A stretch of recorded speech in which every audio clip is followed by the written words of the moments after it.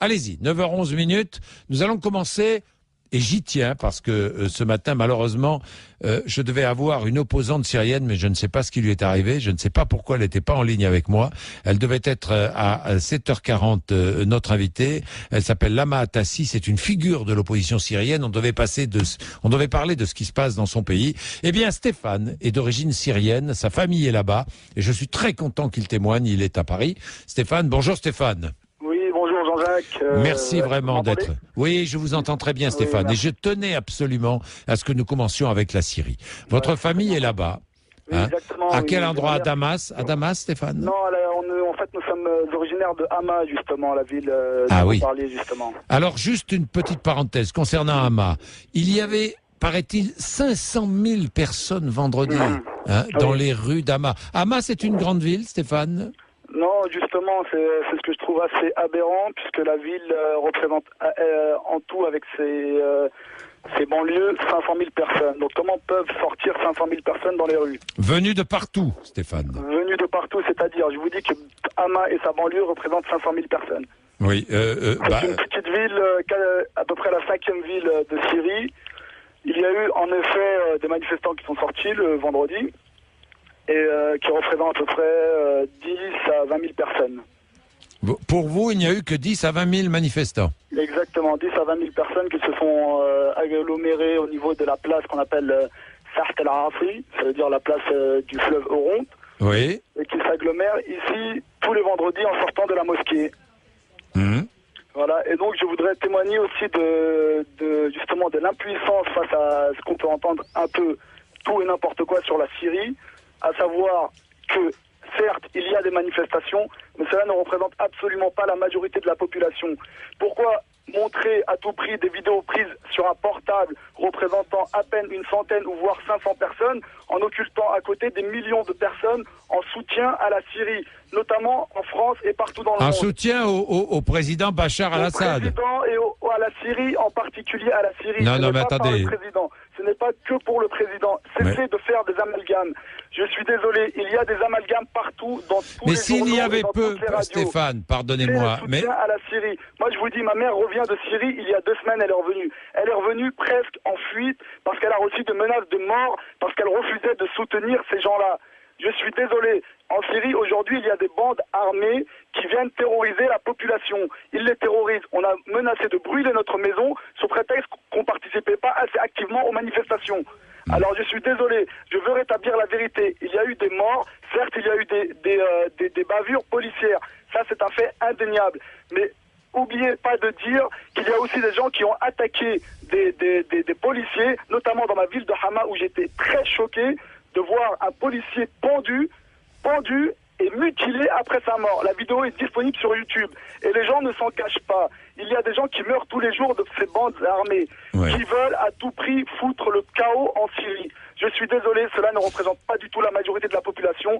Et la majorité de la population est contre ce chaos. Mais Stéphane, moi je veux bien croire qu'il y ait peu de manifestants et qu'il y ait peu d'opposants au régime syrien. Alors pourquoi est-ce que le régime syrien fait donner l'armée, les milices, la police? Je vais vous dire une chose. Quand on a 120 policiers qui sont tués en l'espace de 2 jours, il faut envoyer l'armée. C'est que l'effectif policier ne suffit pas. D'ailleurs, on peut le remarquer ici même en France, un pays qui se dit être démocratique, où on préconise d'envoyer l'armée à Sevran, une petite ville de banlieue, car la police ne fait plus face à certaines bandes armées. Alors je suis désolé, à un moment donné, il faut dire stop. Il y a des gens qui sont armés et qui terrorisent les populations. Je vous le dis, aujourd'hui, je devais descendre cette année en Syrie, je n'ai plus le courage d'y aller car j'ai peur des représailles. Car tout ce qui est assimilé pro-régime ou je ne sais quoi, est considéré comme un traître et donc puni de mort. Je suis désolé. Et tout ça... Si j'ai bien compris, on est puni de mort de tous les côtés en Syrie aujourd'hui. Non, je suis désolé, puisque regardez justement la contradiction dans laquelle vous tombez. Allez-y, Non, mais si vous dites qu'il y a autant de manifestants, c'est qu'il y a une possibilité de manifester. Oui, enfin, les manifestations qui sont très vite réprimées. Je suis désolé. Si elles étaient très vite réprimées, le peuple ne sortirait plus et aurait peur. Je suis désolé, quand Ben, on ça, attaque un policier, écoutez, dans n'importe quel pays au monde, lorsqu'on attaque un policier, il faut s'attendre à des représailles. Le policier ou l'armée ou qui que ce soit qui représente l'État est un endroit sacré, peu importe le régime ou qui que ce soit, quel pays, on ne peut attaquer impunément un lieu appartenant au droit, au bien commun. Tout simplement. Aujourd'hui, comme je vous dis, il y a des gens, nous, en Syrie, certes, il y a un régime qui dure depuis 40 ans. Je suis d'accord, il dure depuis 40 ans. Un régime qu'on se transmet de père en fils. Qu'on se transmet. Et on s'enrichit. Et pardon, mais c'est comme en Tunisie ou en Égypte, on s'enrichit. Oui, s'il vous plaît, s'il vous plaît. La France était la première à soutenir la Tunisie et la première à soutenir l'Égypte. Ah, mais ça, vous avez raison. Jusqu'à présent, personne ne s'en indignait. Oui, ça c'est vrai. Je vais insister sur le fait que, pour l'instant, je n'ai pas vu de personnes s'insurger contre le roi d'Arabie Saoudite, tous les présidents sont membres de sa famille. Vous avez raison. Il y a même tous les pays du Golfe. Or, ils sont décrits par le président Barack Obama comme un exemple à suivre. Ça, vous avez raison. Alors, je suis désolé. Au contraire, nous ne sommes pas un pays le plus démocratique du monde, mais on a quand même certains droits. Il y a quand même certains droits. De plus, j'aimerais ajouter, Monsieur Bourdin, que je suis extrêmement choqué que vous disiez dans vos propos des termes confessionnels du type le régime alaouite, le régime ceci. Je suis désolé, en faisant ça, vous ignorez totalement la composition de la société syrienne qui est une mosaïque de oui, les alaouites sont ultra minoritaires en Syrie. Ils ne sont pas ultra minoritaires, ils représentent 20% de la population. Cela étant, ce n'est pas une raison pour les stigmatiser et pour mettre. Non, mais je stigmatise pas. Je dis qu'il y a des risques d'affrontements confessionnels entre les différentes familles. Attendez, c'est ce que je dis. S'il vous plaît. Oui. Le premier ministre actuel, Adel Safar, est un sunnite. Tous ces ministres, la plupart sont soit sunnites, soit chrétiens orthodoxes, soit chrétiens maronites. Je suis désolé. En Syrie, on est un pays en premier lieu laïque. On est laïque. Vous pouvez appeler ça une dictature ou ce que vous voulez. On est d'abord laïque. Moi-même, qui suis sunnite, je soutiens.